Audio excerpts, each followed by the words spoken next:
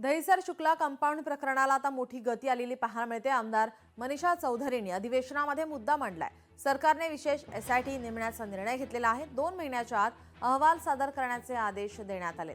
रहिवाशांनी ढोल ताशांच्या गजरात निर्णयाचं स्वागत केलंय।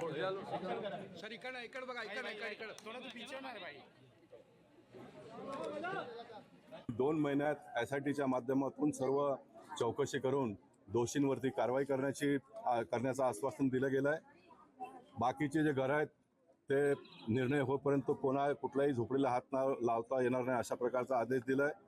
आणि मी पहिल्या दिवसापासून सांगतो, ज्यांची घरं तुटली आहेत, ज्यांचे कारखाने तुटले आहेत, त्या सर्व लोकांनाही आम्ही जागा उपलब्ध करून देऊ।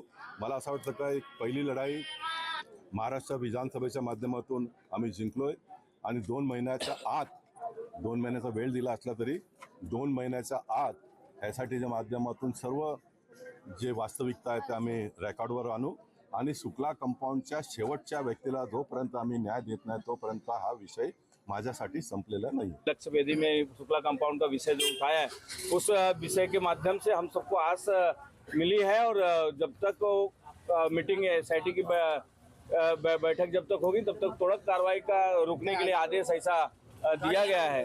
इससे हम लोगों के अंदर उत्साह एक आया और यहाँ के रहवासी काफी प्रसन्नता में थे और इसी प्रकार से इसी के लिए हम लोगों ने जल्लोष एक साजरा किया।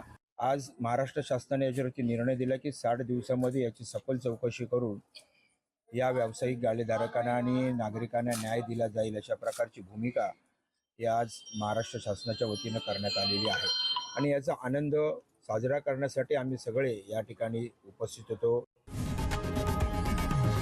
लोकशाही मराठी ऐका, पहा, जागरूक रहा।